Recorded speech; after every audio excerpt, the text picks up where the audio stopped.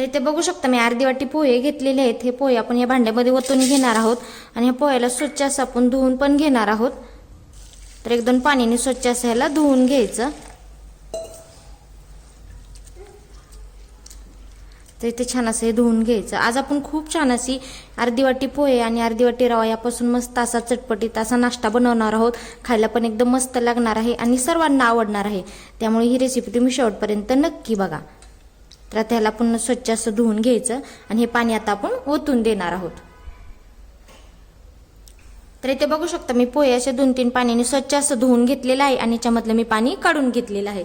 तर इथं मी अर्धी वाटी रवा घेतलेला आहे। तर इथं बारीक जाड कुठला पण रवा असला तरी पण चालतो। तर ते ह्याच्यामध्ये आपण टाकून घेणार आहोत आणि इथं अर्धी वाटी दूध घेतलेलं आहे। तर दूध पण आपण ह्याच्यामध्ये असं टाकून घ्यायचं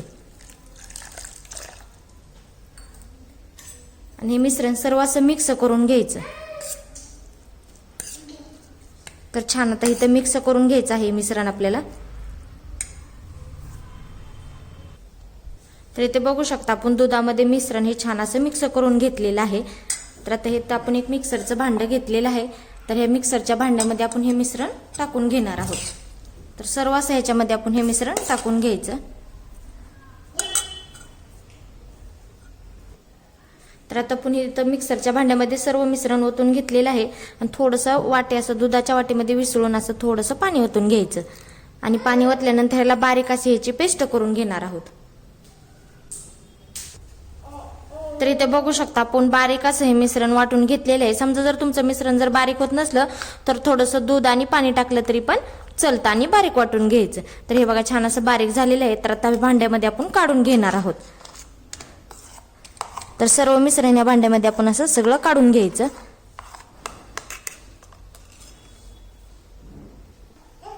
तर आता इथं सर्व मिश्रण आपण भांड्यामध्ये टाकून घेतलेलं आहे आणि थोडंसं मिक्सरचं भांडं विसळून ह्याच्यामध्ये मी थोडंसं पाणी टाकलेलं आहे। जास्त पण नाही टाकलेलं, थोडंसंच टाकलेलं आहे। हे सर्व असं मिक्स करून घ्यायचं। तर इथं चांगलं असं मिक्स करून घ्यायचं। तर हे बघा असं चांगलं असं मिक्स केल्यानंतर व्यवस्थित असं हे मिश्रण तयार होतं।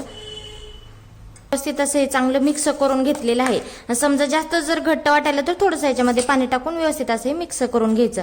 आता ह्याच्यात चवीनुसार आपण मीठ टाकून घेणार आहोत। तर इथे चवीनुसार मीठ टाकल्यानंतर व्यवस्थित असं हे हलवून घ्यायचं आणि हलवल्यानंतर ह्याला काय करायचं आपण भिजत ठेवणार आहोत 5 मिनिटं। तर ह्याच्यावरती आपण झाकण ठेवणार आहोत आणि 5 मिनिटं व्यवस्थित असं हे भिजत ठेवायचं। तर आता इथं आपले 5 मिनिटं झालेले आहेत। आता आपण झाकण काढून बघत आहोत। तर इथं छान असं आपलं मिश्रण पण छान असं भिजलेलं आहे। तर हे बघा अशा पद्धतीचं आपलं छान मिश्रण तयार पण झालेलं आहे। तर चला तर मग पुढची तयारी करूया। तर इथे गॅसवरती एक पॅन ठेवलेला आहे। पॅन आपला गरम पण झालेला आहे। आता हे मिश्रण आपण काय करणार आहोत या पॅनमध्ये टाकून घेणार आहोत। तर एक पळी असं मिश्रण घ्यायचं आणि ह्याच्यावरती असं हळुवारपणे सोडून द्यायचं आणि हळुवारपणे असं पसरायचं पण। तर इथे तेल नाही टाकलेलं, बिना तेलाचाच आपण आज छान असा नाश्ता करणार आहोत। तर आता हे पसरवल्यानंतर ह्याला काय करायचं वाफलून घ्यायचं आहे। तर आपल्याला ह्याच्यावरती आता झाकण ठेवायचं आहे। तर असं झाकण ठेवायचं आणि ह्याला छान असं वाफलून घ्यायचं मध्यम गॅसवरती। तर इथं आपण 5 मिनिटं झाकण ठेवलेलं होतं। तर आता छान असं आपलं वाफरलेलं आहे। तर आता आपण झाकण काढून घेणार आहोत। तर इथं बघू शकता आपल्या हाताला असं मिश्रण चिकटत नाही, त्याच्यामुळे छान असं आपलं मिश्रण तयार झालेलं आहे। तर बघा व्यवस्थित असं हे निघतंय पण। तर हे बघा अशा पद्धतीने आपण छान असं तयार करून घेतलेलं आहे। तर बाकीचं पण अशाच पद्धतीने आपण तयार करून घेणार आहोत। तर इथे बघू शकता मस्त आपला अर्धी वाटी पोहे आणि अर्धी वाटी दूध ह्यापासून नाश्ता तयार झालेला आहे। सर्वांना आवडणार आहे लहानांपासून मोठ्यांपर्यंत। ही लहान मुलाच्या डब्याला पण तुम्ही हा नाश्ता देऊ शकता।